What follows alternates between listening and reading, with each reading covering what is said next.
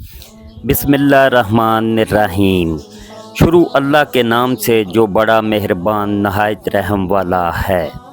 بسم اللہ الرحمن الرحیم۔ عنوان: 4 ذوالحج کی برکتیں۔ فضیلت: السلام علیکم ورحمۃ اللہ وبرکاتہ۔ پیارے ناظرین، ذوالحج کا مبارک مہینہ اللہ تعالیٰ کے نزدیک بہت عظمت والا مہینہ ہے۔ یہ وہ بابرکت دن ہیں جن کے بارے میں اللہ تعالیٰ نے قرآن پاک میں قسم کھائی۔ آج کی اس خوبصورت ویڈیو میں ہم بات کریں گے 4 ذوالحج کی فضیلت، عبادات، نیک اعمال اور ان خاص برکتوں کے بارے میں جو ان دنوں میں اللہ تعالیٰ اپنے بندوں پر نازل فرماتا ہے۔ لہذا ویڈیو کو آخر تک ضرور دیکھیے گا، کیونکہ آج کی یہ معلومات آپ کی زندگی بدل سکتی ہیں۔ ذوالحج کی عظمت: اللہ تعالیٰ قرآن مجید میں فرماتے ہیں، قسم ہے فجر کی اور 10 راتوں کی۔ حوالہ: سورۃ الفجر 1-2۔ مفسرین فرماتے ہیں کہ ان 10 راتوں سے مراد ذوالحج کے ابتدائی 10 دن ہیں۔ حدیث کی روشنی میں فضیلت: رسول اللہ صلی اللہ علیہ وسلم نے فرمایا، اللہ کے نزدیک کسی دن کا نیک عمل ان 10 دنوں کے نیک عمل سے زیادہ محبوب نہیں۔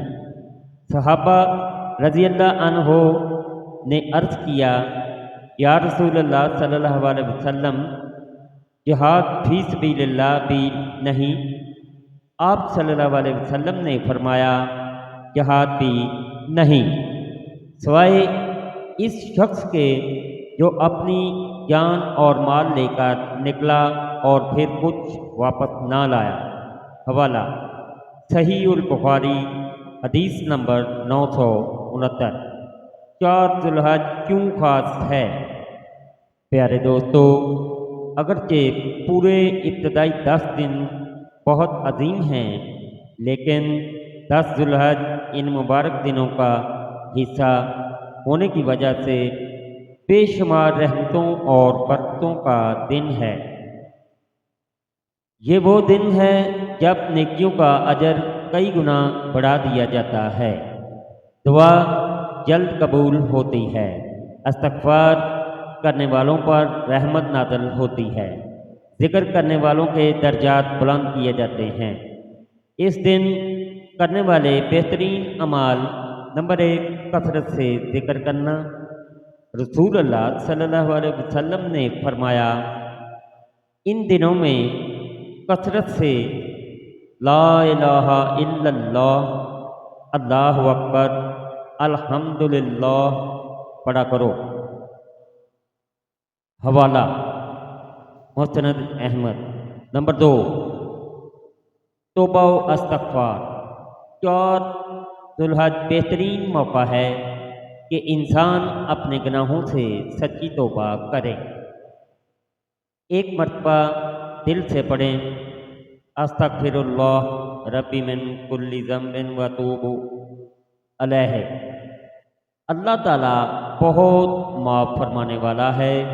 نمبر 3، قرآن پاک کی تلاوت۔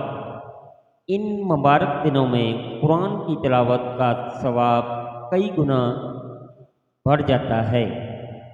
روزانہ کم از کم 1 رکوع یا 1 پارہ ضرور پڑھیں۔ نمبر 4، صدقہ و خیرات۔ اگر تھوڑا سا بھی مال ہے تو اللہ کی راہ میں خرچ کریں۔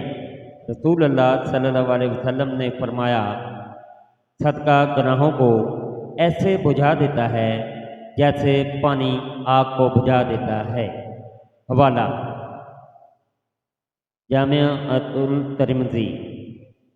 ایک سبق آموز واقعہ: حضرت عبداللہ بن عباس رضی اللہ عنہ فرماتے ہیں کہ ایک شخص ذوالحج کے ابتدائی دنوں میں مسلسل عبادت کرتا رہا، راتوں کو قیام اور دن میں روزہ رکھتا تھا۔ لوگوں نے پوچھا، آپ اتنی محنت کیوں کرتے ہیں؟ اس نے جواب دیا، میں نے سنا ہے کہ ان دنوں کا ایک نیک عمل پورے سال کے عمل سے افضل ہے۔ یہ سن کر لوگ بھی عبادت میں مشغول ہو گئے۔ حوالہ